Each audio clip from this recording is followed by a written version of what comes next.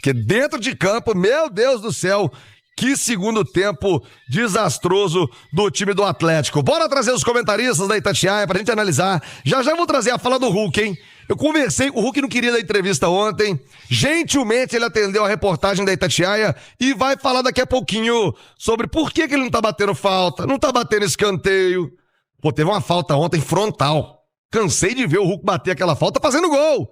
Deixou pro Gabriel Menino e mandou a bola lá na lua. Mas Nath Fiuza, Ale Oliveira, Atlético indo para os playoffs, num grupo, gente. O Atlético estava num grupo com o lanterna do Campeonato Chileno, 10º colocado do peruano, o outro da Venezuela lá, horroroso. Caracas, Cienciano e Kik, com todo respeito a esses países, ao futebol.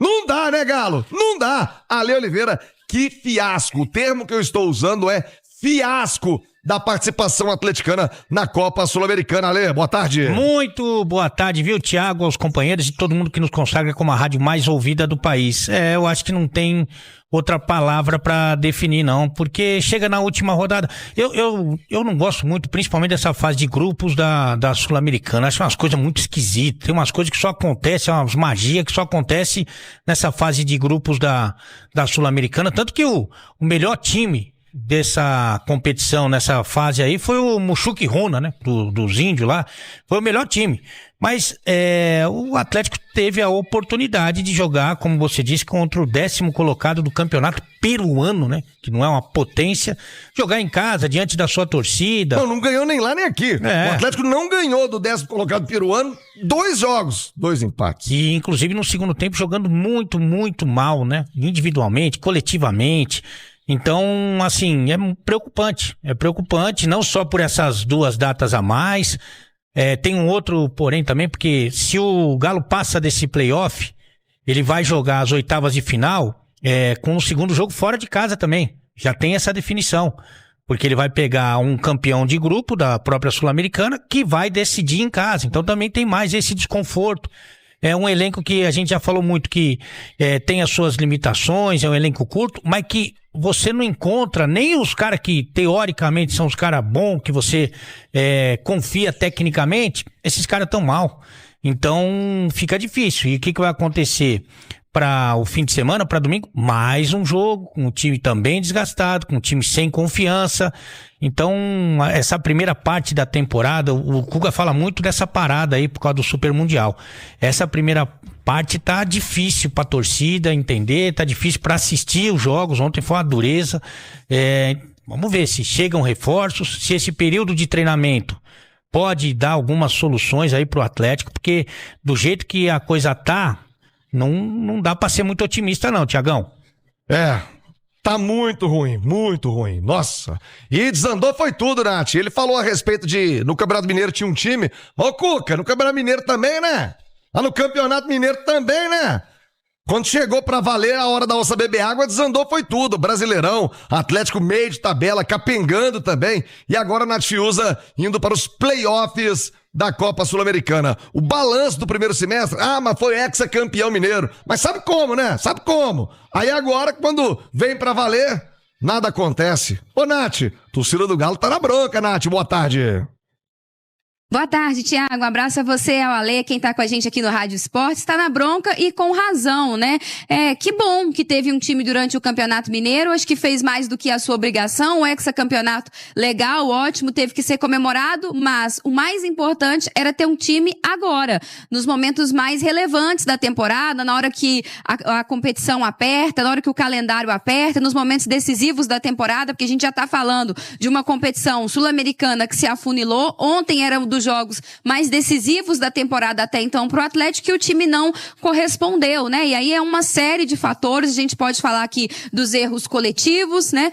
Obviamente com uma equipe desorganizada, que não passa confiança, que não tem um meio-campo de intensidade, de pegada, que também não tem um meio-campo de articulação, de criatividade, tudo fica mais difícil. Uma defesa, como eu citei anteriormente, que não passa confiança, atacantes que têm errado o básico, né? A gente vê os grandes nomes do Atlético hoje, errando as coisas que são mínimas e que eles não costumam errar. Erra um passe aqui, que era muito simples, erra um domínio de bola ali, que era muito simples, erra um posicionamento aqui, uma tomada de decisão ali, uma finalização que anteriormente a gente sabe que seria gol com muita facilidade. Hoje a bola não entra mais.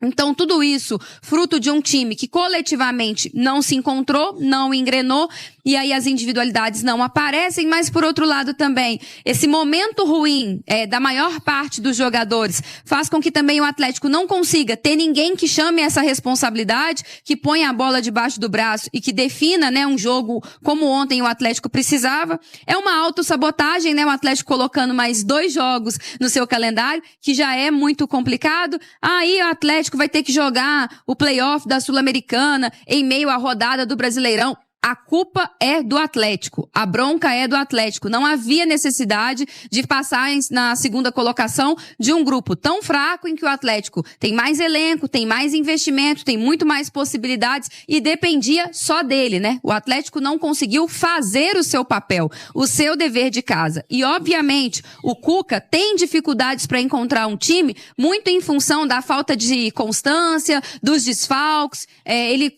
passou por alguns jogos sem poder contar com jogadores importantes, ainda ontem sem Arana, sem Coelho, mas para a Copa Sul-Americana eu acho que essas desculpas elas não cabem, porque quando a gente fala de brasileiro, de Copa do Brasil, o elenco curto é um ponto importante, mas para a Copa Sul-Americana foi decepcionante mesmo essa campanha. Acho que era um elenco mais do que suficiente para ter passado como primeiro colocado do seu grupo. Aliás, né, Thiago, até falei sobre isso na minha coluna hoje. Foi uma campanha, foram campanhas no mínimo constrangedoras dos brasileiros na Copa Sul-Americana, com exceção do Fluminense, que fez o mínimo também. Não deu show em nenhum jogo, mas pelo menos cumpriu o seu papel e avançou como líder, né? Ô, Nath, constrangedora porque você é muito educada, sua mãe lá em Betim te deu essa classe. Que foi um vexame, Nath. De Atlético Cruzeiro especialmente. Um vexame a participação dos dois na Copa. Corinthians também cai, eliminado na fase de grupos. O Corinthians eu gostei, pra te falar a verdade. O Corinthians eu gostei. Nossa, o Vitória. O Vasco. O jeito que foi. Aquele peru do goleiro. É isso aí, torcedor do Galão da Massa. Passou da hora, né, de ter uma cobrança severa aí aos dirigentes, né, do Atlético Mineiro, né?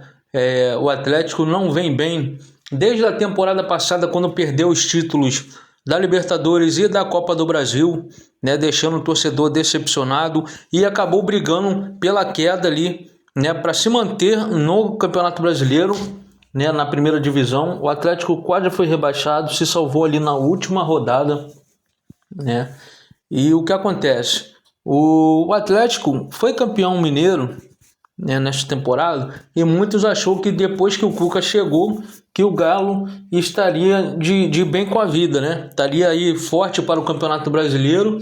E o que a gente tem visto, apesar do Atlético no Campeonato Brasileiro estar ali na parte de cima da tabela, mas não entrega, não apresenta um futebol bem. O Atlético cria diversas oportunidades, mas não consegue fazer os gols, não consegue chegar aos gols da vitória. Então o Atlético vai sofrendo aí dentro de campo, não conseguindo desenvolver ótimos resultados.